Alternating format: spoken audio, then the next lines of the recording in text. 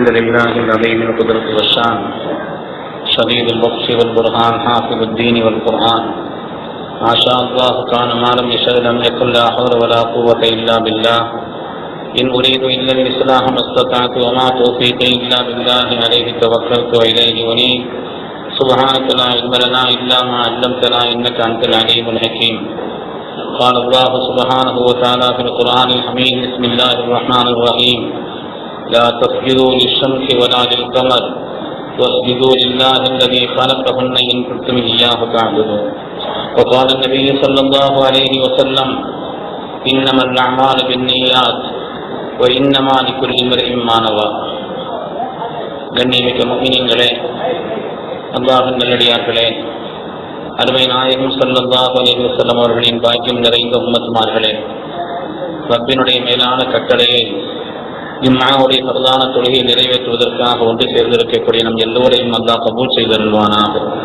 ரப்பினுடைய மேலான திருப்தியை நம்முடைய வாழ்வில் லட்சியமாக கொண்டு இந்த உலகத்தில் அதற்கு ஏற்ப வாழ்ந்து காண்பித்த வந்தல் முஹம்மது ரசூலுல்லாஹி ஸல்லல்லாஹு அலைஹி பரிசுத்தமான வழியில் நின்று இரு உலகத்திலும் வெற்றி பெற்ற சாலிஹீன்கள், அருளாளர்கள், நல்லோர்கள், வலிமார்கள், நாதாக்களின் கூட்டத்தில் அல்லாஹ் தஆலா நம்மையும் நம் சந்ததிகளையும் கபூல் செய்தருள்வானாக. சங்கைக்குரிய முஃமினீன்களே,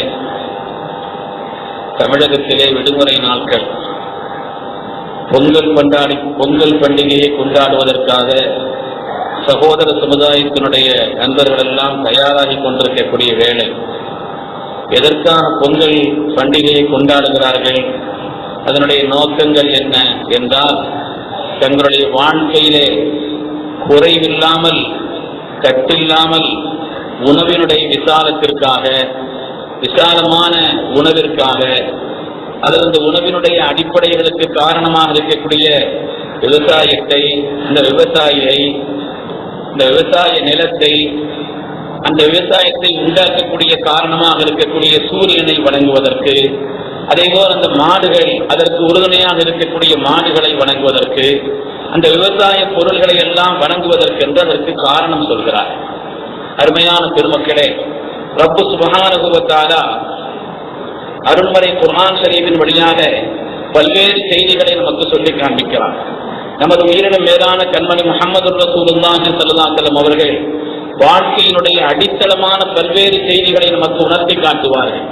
நாம் அடிக்கடி ஓத வேண்டும் என்று நமக்கு கட்டளையிடப்பட்ட சூறாக்களில் ஒன்று சூரத்துல் வாக்கியா.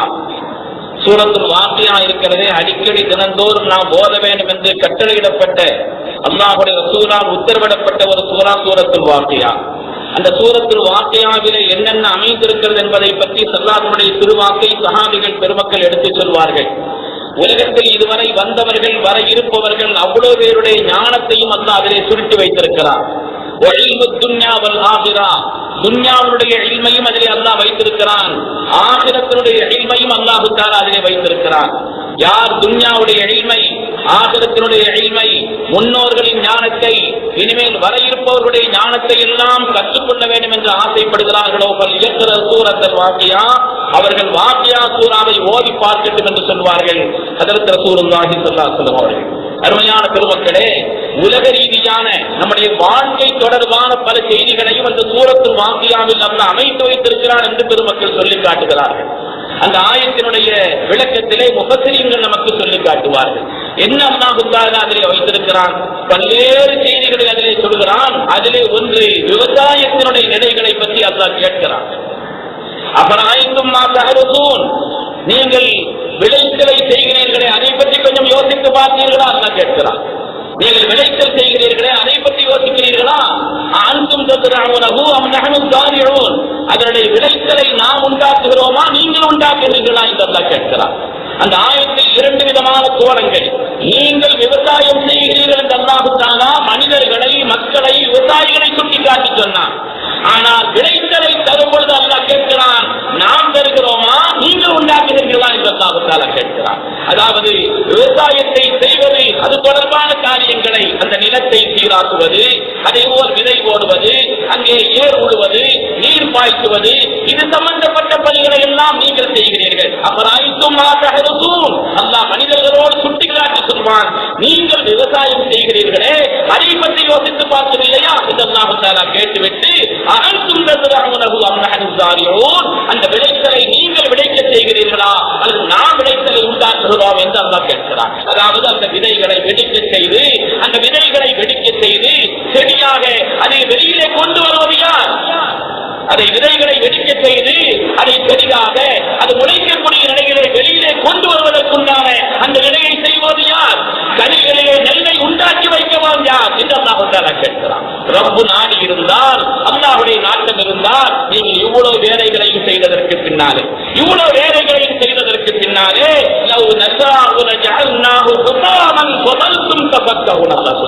இவ்வளவு வேலைகளையும் செய்ததற்கு பின்னாலே நாம் நாடி இருந்தால் அந்த கதிர்களை எல்லாம் கூலங்களாக ஆக்கியிருப்போம். அந்த நேரத்தில் நீங்கள் எல்லாம் அதிர்ந்து போய் விடுவீர்கள். அதிர்ந்து போய் நீங்கள் சொல்வீர்கள், இதற்காக இவ்வளவு செலவழித்தோம், இப்பொழுது நாங்கள் கடனாளிகளாக ஆகிவிட்டோமே, இதற்காக செலவழித்து நாங்கள் கடனாளிகளாக ஆகிவிட்டோமே, நாங்கள் எதிர்பார்த்த இந்த விளைச்சல்கள் இதிலே உண்டாகவில்லையே என்று நீங்கள் சொல்வீர்கள். அப்படியானால் அல்லாஹ் தஆலா உணர்த்தி காட்டுகிறான், அந்த காரியங்களை, விவசாயத்தினுடைய காரியங்களை செய்வது நீங்களாக இருக்கலாம், ஆனால் அதிலிருந்து பலன்களை தருவது, அதிலிருந்து விளைச்சலை உண்டாக்குவது, அந்த காரியத்தை ஏற்படுத்துவன் அல்லாஹ் என்று சொல்கிறான். இதை மறந்து அந்த விளைச்சலை உண்டாக்குவதே மனிதன் என்பதை போல் நீங்கள் எண்ணிக்கொண்டுதானே உலகத்தில் நீங்கள் அந்த சூரியனை வணங்குகிறீர்கள், அதே போல அந்த மாட்டை வணங்குகிறீர்கள், அதனுடைய பொருள்களை வணங்குகிறீர்கள். அல்லாஹ் சொன்னான், சூரியனை வணங்காதீர்கள், சந்திரனை வணங்காதீர்கள், அவர்களை எல்லாம் படைத்தானே அந்த ரட்சகனை நீங்கள் வணங்குங்கள், அவைகளை படைத்து பரிபாலிக்கக்கூடியவனை நீங்கள் வணங்க வேண்டுமே, அல்லாது இந்த காரண பொருள்களை அல்ல என்று அல்லாஹ் தஆலா அந்த பொருள்களுடைய அசல் தன்மையை, அதை உருவாக்கக்கூடிய அந்த காரியத்தை படைத்தவனை வணங்குவதை பற்றி உண்டான செய்திகளை அல்லாஹ் தஆலா உணர்த்தி காண்பிக்கிறான். குர்ஆனிலே பல்வேறு வரலாறுகளின் வழியாக, பல்வேறு செய்திகளின் வழியாக சூராவில் அல்லாஹ் தஆலா சொல்வான், இன்னா பலவுனாகும் கமா பலவுனா அஸ்ஹாபல் ஜன்னah, அந்த தோட்டத்துக்காரர்களை நாம் சோதித்தோம், அந்த சோதித்ததை போல யாரையும் சோதிப்பதற்கு நாம் ஆற்றல் பெற்றிருக்கிறோம் என்று அல்லாஹ் தஆலா சொன்னானே.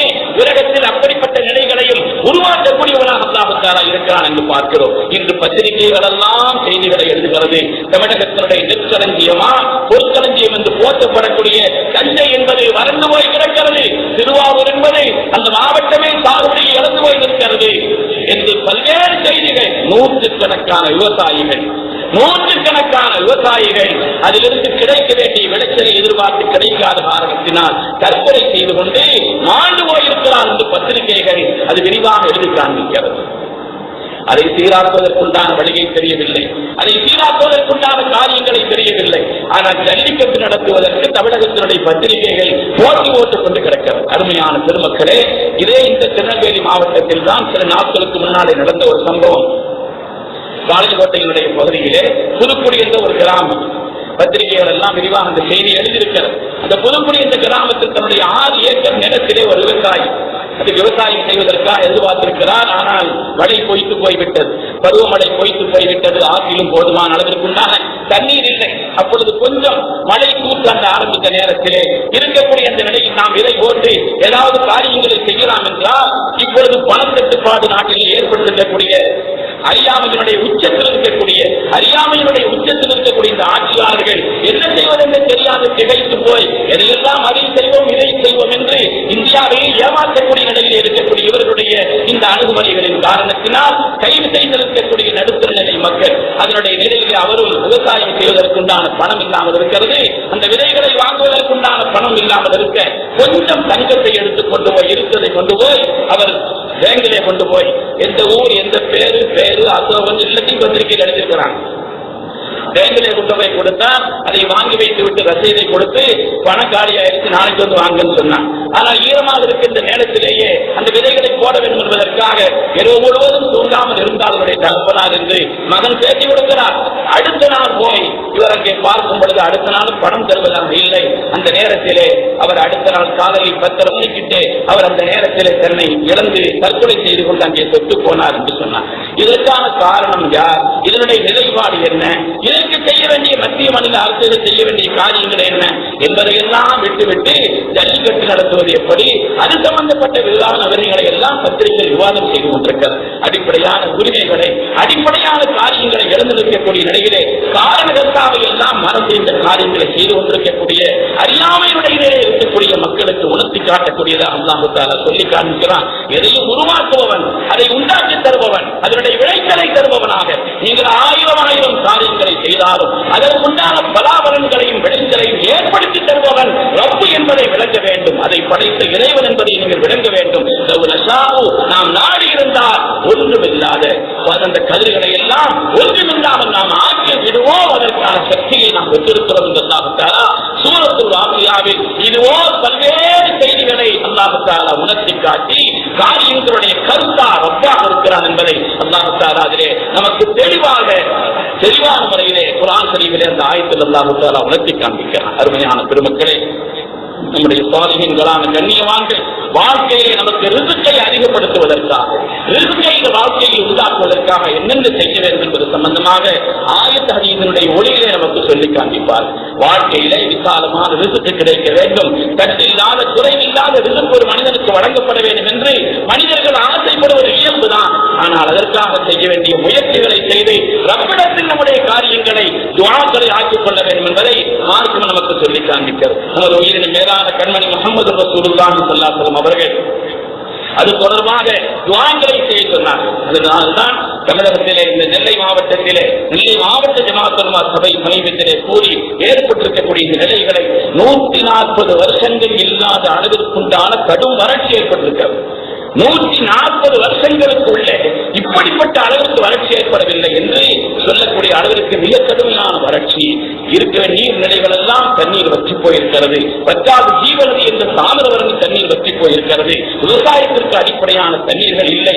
இப்படியே இருந்தது என்று சொன்னால் குடிநீருக்கான அளவுக்கு அதிகமான தட்டுப்பாடு ஏற்பட்டுவிடும் என்பதை நமக்கு அரசாங்கத்தினுடைய தெளிவான அறிக்கைகள் நமக்கு சொல்லி காண்பிக்கிறது. அருமையான திருமக்கள், அதனால்தான் நெல்லை மாவட்ட ஜமாஅத் உலமா சபை கூடி அதற்காக அணை பகுதிகளிலே 2 அணை பகுதிகளிலே ஒவ்வொரு வட்டாரத்திலேயும் நெல்லை மாவட்டத்தில் இருக்கக்கூடிய 10 வட்டாரங்களிலேயும் மழை தொழுகை நடத்தி துஆ செய்ய வேண்டும். குறிப்பாக அணை பகுதிகளில் வரக்கூடிய 21ஆம் தேதி நம்முடைய வடகரை பகுதியிலே உள்ள அந்த அணை பகுதியிலே வைத்து மாவட்டம் எல்லாம் திறந்து தொழுகக்கூடிய அந்த வட்டார பகுதியிலே உள்ள மக்கள் எல்லாம் நோன்பு வைத்தும் மற்றவர்களை தொழுகைக்காக அழைத்தும் அங்கே தொழுகை நடக்கிறது.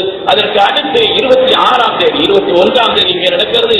26ஆம் தேதி பாவநாசத்தினுடைய அந்த பகுதியிலே உள்ள அந்த அணைக்கட்டு பகுதியிலே வைத்து மிக விரிவான ஏற்பாடுகளை செய்து மழை தொழுகை செய்வதற்கான தொடுவதற்குண்டான ஏற்பாடுகளையும் மாவட்ட நிர்வாகம் செய்து கொண்டிருக்கிறது. சந்திக்குரியவர்களே, நாம் நம்முடைய துஆக்களில் அல்லாஹ்வுடைய மேலான கருணையை எதிர்பார்த்தவர்களாக, அவனுடைய மேலான மழையை வர்ஷிக்கக்கூடிய நிலையில் நாம் துஆ செய்யக்கூடியவர்களாக, தட்டில்லாத ரிஸ்கை தனி மனித குடும்ப ரீதியான சமூகத்திற்கு ஏற்படுவதற்கு துஆ செய்ய நாம் கடமைப்பட்டிருக்கிறோம். அல்லாஹ் தஆலா அருள்மறையிலே சொல்கிறான், தட்டில்லாத குறைவில்லாத ரிஸ்க் ஒரு மனிதனுக்கு வழங்கப்பட வேண்டும் என்று சொன்னால் அதற்காக மார்க்கம் நமக்கு ஆயத்திலிருந்து சில விஷயங்களை எடுத்து சொல்கிறார்கள். முதலாவது, அல்லாஹ்வுடைய வணக்கமான தொழுகையை ஒரு மனிதன் இறையச்சத்தோடும் கண்ணியத்தோடும் தொழுதால் அல்லாஹ் தட்டில்லாத ரிஸ்கை தருகிறான். அல்லாஹ் குர்ஆனிலே சொன்னான், வஅ்முர் அஹ்லக பிஸ்ஸலாத்தி வஸ்ஸபிர் அலைஹா லா நஸ்அலுக ரிஸ்கா நஹ்னு நர்ஸுகு. நாயமே, தொழுகையை நீங்களும் பற்றி படித்து மக்களுக்கும் அதை பற்றி சொல்லுங்கள். அதிலே நீங்கள் முழு ஈடுபாட்டோடு இருக்கும் பொழுது நாம் உங்களிடத்தில் ரிஸ்கை கேட்கவில்லை, நாம் தருகிறோம் உங்களுக்கு என்று அல்லாஹ் தஆலா சொன்னார். ஆயத்திலிருந்து சொல்கிறார்கள், யார் அந்த தொழுகையை குஷூவுடனும் பயபக்தியுடனும் கண்ணியத்துடனும் ஈடுபாட்டுடனும் தொழுகை நிறைவேற்றுகிறார்களோ அல்லாஹ் தஆலா அவர்களுக்கு தட்டில்லாத குறைவில்லாத ரிஸ்கை அல்லாஹ் விசாலமாக்கி தருகிறான். அல்லாஹ் அந்த நசீபை நமக்கு தந்தல்ல வேண்டும். அதையோ அல்லாஹ்வுடைய ரசூல் சொன்னார்கள், இஸ்தன்ஜிலு ரிஸ்க பிஸ்ஸதகா, சதகாவை கொண்டு ரப்பிடத்தில் ரிஸ்கை இறக்குவதற்காக நீங்கள் கேளுங்கள் என்று சொன்னார். அல்லாஹ்வுடைய வாக்கு என்பதே வித்தியாசமானதுதான். அல்லாஹ்வுடைய பேருதவியை நீங்கள் பெற வேண்டும் என்று சொன்னால் சதகா செய்யுங்கள், தான தர்மங்கள் செய்யுங்கள், உதவி உபகாரங்களை செய்யுங்கள். அப்படி செய்வதன் வழியாக ரப்பினுடைய புறத்திலிருந்து உங்களுக்கு போதுமான அளவிற்குண்டான ரிஸ்கை நீங்கள் தேடிக்கொள்ளுங்கள். அல்லாஹ்வுடைய ரசூலுடைய திருவாக்குதான் ஒவ்வொரு நாள் இரவிலேயும் யார் சூரத்துல் வாக்கியாவை ஓதி வருகிறார்களோ லம் துஸீபுஹு ஃபாக்கத்துன் அபதா, ஒரு காலம் அவருடைய வாழ்க்கையிலே வறுமை வராது என்று அருமை நாயகம் ஸல்லல்லாஹு அலைஹி வஸல்லம் அவர்கள் சொன்னார்கள். யார் ஜும்ஆவுடைய நாளில் வலா ஹவ்ல வலா குவத்த இல்லா பில்லாஹ் சாலிஹீன்கள் தங்களுடைய அனுபவத்தில் சொல்கிறார்கள், ஜும்மாவுடைய நாளில் யார் வதா ஹவுல வதா குவத்த இல்லா பில்லாஹி அல்-அலிய்யில் அஸீம் என்பதை நேரமாக 70 தடவை ஓதி வருகிறார்களோ அல்லாஹ் தஆலா அவருடைய வாழ்க்கையிலும் ஒரு ஓதும் ரிஸ்கை இல்லாமலோ குறைவாகவோ ஆக்கிவிட மாட்டான். விசாலமான ரிஸ்கை அல்லாஹ் ஏற்படுத்துகிறான் என்று பெருமக்கள் சொல்கிறார்கள். அதே போல ஹதீஸிலே வந்த துஆக்களை அதிகம் செய்வது, அல்லாஹும்ம அக்னினா பிஹலாலிக அன் ஹராமிக். அல்லாஹ் குர்ஆன் ஹதீஸிலே சொன்னார்களே, யா அல்லாஹ் ஹலாலான ரிஸ்கை கொண்டு எங்களுடைய வாழ்க்கையில் எல்லா நிலையிலும் நீ செழுமையை போதுமான தன்மையை எங்களுக்கு ஏற்படுத்தி விடு, ஹராமான ரிஸ்கை விட்டு எங்களை பாதுகாத்து விடு என்றெல்லாம் ஹதீஸிலே வரக்கூடிய துஆக்களையும் நாம் அதிகமாக ஓதுவோம். அதே போல ஒரு மனிதனுடைய ரிஸ்கை தடை செய்வதற்கு என்னென்ன காரியங்கள் இருக்கிறதோ அதை விட்டு நாம் தவிர்த்து கொள்ள வேண்டும் என்று மார்க்கம் சொல்கிறது. குறிப்பாக பாவங்கள் ஒரு மனிதனுடைய ரிஸ்கை அவருக்கு தட்ட செய்துவிடும், குறைவாக ஆக்கிவிடும் என்று மார்க்கம் சொல்கிறது. அதிலேயும் குறிப்பாக பொய் சொல்வது இருக்கிறது. அதிகமாக பொய் சொல்வது மனிதனுடைய வாழ்க்கையில் அவருக்கு வரக்கூடிய ரிஸ்கை தடையாக்கிவிடும் என்று வருகிறது. எத்தனையோ செய்திகளை ஹதீஸினுடைய வெளிச்சத்தில் எழுதுகிறார்கள்.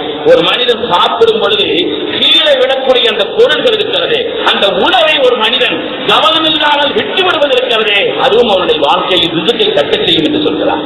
அவனுடைய வாழ்க்கையில ரிஸ்கை குறைவாக்கிவிடும். நம்முடைய சாலிஹீன்கள் எல்லாம் கீழே ஒரு பருக்கை விழுந்தால் கூட அதையும் சுத்தப்படுத்தி சாப்பிடக்கூடிய நல்ல எல்லாம் இந்த அறியாமையிலே உள்ளவர்களை போல் கருதக்கூடிய ஒரு காலம் பெருமக்கள். அதனால கீழே விழுந்த அந்த பொருள்களையும் கூட அதையும் கூட அந்த உணவையும் கூட நாம் அதை அலட்சியப்படுத்தாமல் இருப்பது ஒரு மனிதனுடைய வாழ்க்கையிலே ரிஸ்கை விசாலமாக்கி தரும் என்று சொல்கிறார். வீட்டிலே குப்பைகளை எல்லாம் கூட்டி மூளையை வைப்பது இருக்கிறதே, அதுவும் ஒரு மனிதனுடைய ரிஸ்கை குறைத்துவிடும் என்றெல்லாம் அதிகத்தை வருகிறது. ஆக ரிஸ்கை விசாலமாக்குவதற்கும் ரிஸ்கையிலிருந்து ரிஸ்கினுடைய விசாலத்தை தடை செய்வதற்குரிய அந்த காரியங்களை குறித்தும் ஆயத் ஹதீஸுடைய வெளிச்சத்திலே நிறைய செய்திகளை நமக்கு பெருமக்கள் எழுதி காட்டுவார்கள். கண்ணியமிக்கவர்களை, காலத்தினுடைய இந்த சூழ்நிலைகளிலே அல்லாஹ்வுடைய குதிரத்தையும் அவன்தான் காரியங்களை உண்டாக்குகிறான் என்பதையும் நாம் விளங்க வேண்டும்.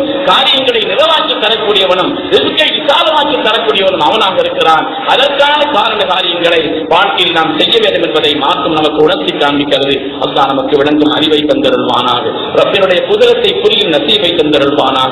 அல்லாஹ்வுடைய விசாலமான ரிஸ்கை அதிகம் வாழ்க்கையில் பெற்று நாமும் விசாலமான நிலையிலே வாழ்ந்து மற்றவர்களுக்கு உபகாரம் செய்யக்கூடிய உயர்ந்த தன்மையை, விசாலமான உள்ளத்தை அல்லாஹ் நமக்கு தந்தருள்வானாக. நம்முடைய துன்யாவையும் ஆகிரத்தையும் அல்லாஹ் கைதாக்கி அருள்வானாக.